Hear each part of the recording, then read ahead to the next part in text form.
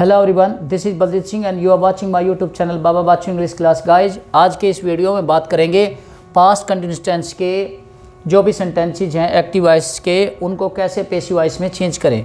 Guys, जैसे screen पर आपको नज़र आ रहा है, पास्ट कंटिन्यूअस टेंस को के जितने भी एक्टिव वॉइस सेंटेंस हैं उनमें passive helping verb was being were being का प्रयोग करना है। आपको बताया गया था कि आई ही सी इट एक वचन सभी सब्जेक्ट्स के साथ वाज बीइंग का प्रयोग करना है, यू विद और प्लूरल और सभी प्लूरल सब्जेक्ट के साथ वर बीइंग का प्रयोग करना है। वर्ब के लिए थर्ड फॉर्म ऑफ वर्ब का प्रयोग करना है, थर्ड फॉर्म ऑफ वर्ब का प्रयोग। सिंपल सेंटेंस के रूप में आपके सामने स्क्रीन पर दो सेंटेंस नज़र आ रहे हैं। She was singing a song, वह गाना गा रही थी। तो यहाँ पर आप देखिएगा सब्जेक्ट कौन है, see, third person person pronoun nominative case. Object कौन है, ऑब्जेक्ट के रूप में ए सॉन्ग। तो गाइज हम इसको चेंज करेंगे। सबसे पहले क्या करेंगे, हम अपने ऑब्जेक्ट को सब्जेक्ट बनाएंगे और सब्जेक्ट को ऑब्जेक्ट बनाएंगे। तो यहाँ पर मैं इस सेंटेंस को अभी आपके सामने ट्रांसलेट कर लेता हूँ। ये देखिए, ए सॉन्ग, अब सिंगुलर है तो वाज बीइंग का प्रयोग करना है।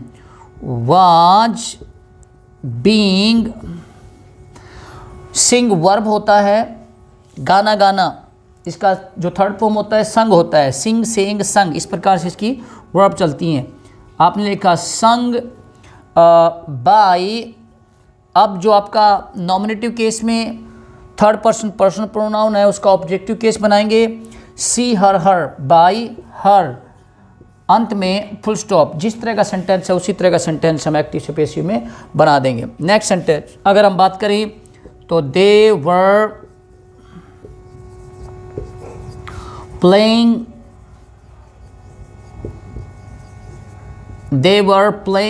फुटबॉल। इस तरह से ये सेंटेंस लिया। बात करेंगे, ये सब्जेक्ट है, ये ऑब्जेक्ट है, उसी तरह से चेंज करें, ऑब्जेक्ट को सब्जेक्ट, सब्जेक्ट को ऑब्जेक्ट, बाय का प्रयोग। फुटबॉल ये हमने बनाया पैसिव सब्जेक्ट। अब सिंगुलर है तो वाज बीइंग का प्रयोग। वाज बीइंग, अब प्ले वर्ब है, थर्ड फॉर्म के रूप में यूज करेंगे, प्लेड बाय। अब दे, वही third person nominative case plural pronoun, तो देम हो जाएगा, बाय देम। इनके बारे में जो ये बदलाव होते हैं प्रोनाउन के, नॉमिनेटिव से ऑब्जेक्टिव, ऑब्जेक्ट से नॉमिनेटिव, ये मैं आपको बता चुका हूँ। इस प्रकार से हमने देखा कि जो हमारा सिंपल सेंटेंस जो इस तरह के हैं उनको हमने एक्टिव से पैसिव में इस प्रकार से चेंज करना है। जब स्ट्रक्चर की बात करें तो स्ट्रक्चर में सबसे पहले passive subject plus passive helping verb plus being अलग अलग करेंगे, plus third form of verb plus optional agent. इस प्रकार से हमने देखा कि प्लस अंत में फुल स्टॉप ये भी लगाएंगे क्योंकि ये भी बहुत ज़रूरी है। इस प्रकार से हमने देखा कि हमारे जो पास्ट कंटिन्यूअस टेंस के सिंपल सेंटेंस है उनको एक्टिव से पैसिव में चेंज किया। अगर मैं नेगेटिव सेंटेंस की बात करूं तो इसी तरह से she was not, helping verb के साथ में नॉट का प्रयोग करेंगे। एक्टिव में तो हेल्पिंग वर्ब वाज वर्ब के साथ नॉट का प्रयोग कर देंगे, नेगेटिव हो जाएगा। और उसी तरह से मैंने आपको बताया था कि आपकी जो हेल्पिंग वर्ब है वो वाज और वर ही है, लेकिन पैसिव रूप बनाने के लिए बीइंग का प्रयोग इनकी कंडीशन को पूरा करने के लिए लगाया गया। तो हम was not were not means was और वर के साथ नॉट लगाएंगे, बीइंग के साथ नहीं। तो यहाँ सेंटेंस है negative, she was not singing a song, change किया, ए सॉन्ग वाज, यहाँ पर नॉट लगाएंगे, a song was not being sung by हर, ये थर्ड फॉर्म के रूप में है। Next sentence, they were not playing football, वे फुटबॉल नहीं खेल रहे थे। फुटबॉल वाज, यहाँ पर नॉट का प्रयोग करेंगे, football was not being played by them, अंत में फुल स्टॉप। इस प्रकार से हमने देखा कि नेगेटिव सेंटेंस जो हमारे पास्ट कंटिन्यूस टेंस के थे वो भी कंप्लीट हो गए। जैसे स्ट्रक्चर की बात करूं तो passive subject plus passive helping verb plus not plus being plus third form of verb plus optional agent plus अंत में फुल स्टॉप। हमने नेगेटिव सेंटेंस भी कंप्लीट किया। अगर हम नेक्स्ट इंटरोगेटिव सेंटेंस की बात करें, क्या वह गाना गा रही थी, तो वो इस प्रकार से चेंज किया जाएगा। जरा ध्यान देंगे, इंटरोगेटिव सेंटेंस की बात करेंगे। पहले ये लीजिए इंटरोगेटिव सेंटेंस नंबर 3,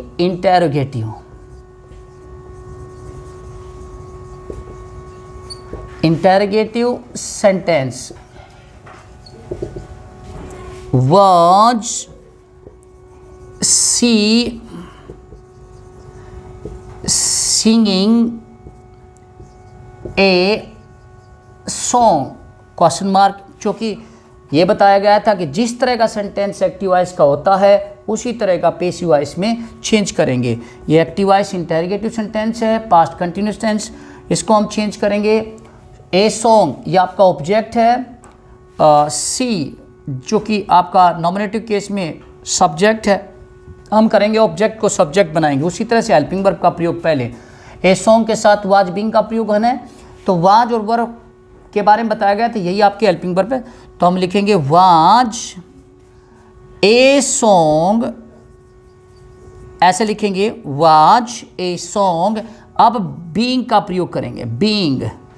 अब थर्ड फॉर्म ऑफ वर्ब लगाएंगे, संग बाई हर, अंत में क्वेश्चन मार्क। इस प्रकार से हमने देखा कि हमारा जो ये इंटरोगेटिव सेंटेंस वो भी कंप्लीट हुआ। नेक्स्ट जो हमारा सेंटेंस है उसके बारे में बात कर लेते हैं। वो सेंटेंस क्या है, ज़रा सुन लीजिए। क्या वे फुटबॉल खेल रहे थे, ये सेंटेंस है। Were they playing football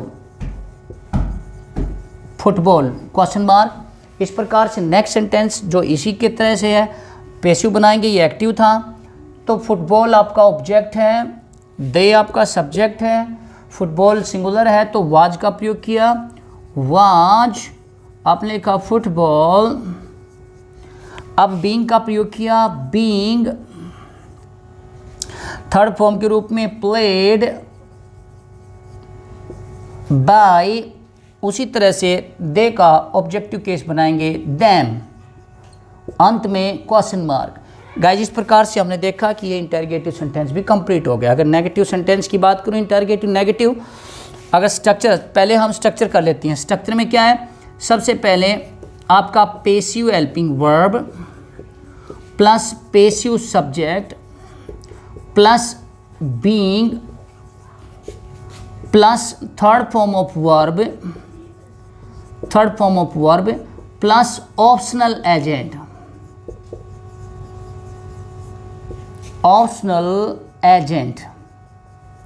plus question mark. इस प्रकार से हमने देखा कि हमारा जो इंटरोगेटिव सेंटेंस है वो भी कंप्लीट हो गया।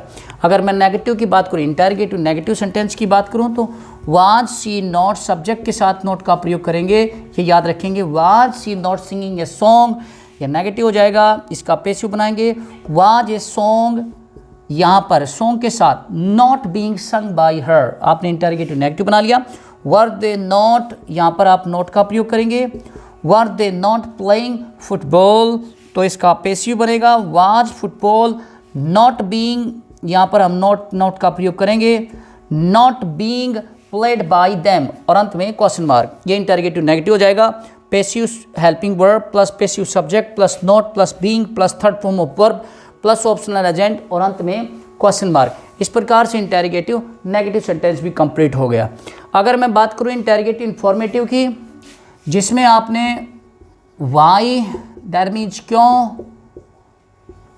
व्हेन दैट मीन्स कब, हाउ दैट मीन्स कैसे, वेयर दैट मीन्स कहाँ, ये जो हमारे इंग्लिश इंटरोगेटिव वर्ड हैं, इंटरोगेटिव प्रोनाउन हैं, का प्रयोग जब किसी भी इंटरोगेटिव सेंटेंस के सामने करेंगे तो वो सेंटेंस इंटरोगेटिव इंफॉर्मेटिव बनेंगे। उदाहरण के लिए अगर मैं बात करूं तो यहाँ पर यही सेंटेंस है। अब कब की बात कर रहा हूं तो कब के लिए हम व्हेन जोड़ेंगे तो इस सेंटेंस के बिल्कुल सामने जोड़ेंगे और पंक्चुएशन करेंगे, पंक्चुएट करेंगे। पंक्चुएशन होता क्या है? The correct use of different stops और marks in writing is called just punctuation. तो गाइज आपको ये बताया गया था कि किसी भी इंग्लिश सेंटेंस को लिखते वक्त सेंटेंस के पहले शब्द का पहला अक्षर जो लेना है वो कैपिटल लेना है, उसके बाद तमाम सभी वर्ड्स के स्मॉल लेटर लेने हैं, सिवाय छोड़ के किसी नाम को, नाउन को, नेम को। तो यहाँ पर क्या लिखा हुआ है? अब was she singing a song लिखा है, तो when was she singing a song question mark, वह गाना कब गा रही थी। इसी तरह से इसका सेंटेंस भी इंटरोगेटिव इंफॉर्मेटिव व्हेन से ही बनेगा पैसिव वॉइस में। When was a song being sung by her. Next, where were they playing football, वे फुटबॉल कहाँ खेल रहे थे। अब इसी को इंटरोगेटिव इंफॉर्मेटिव में चेंज करेंगे, where was football being played by them.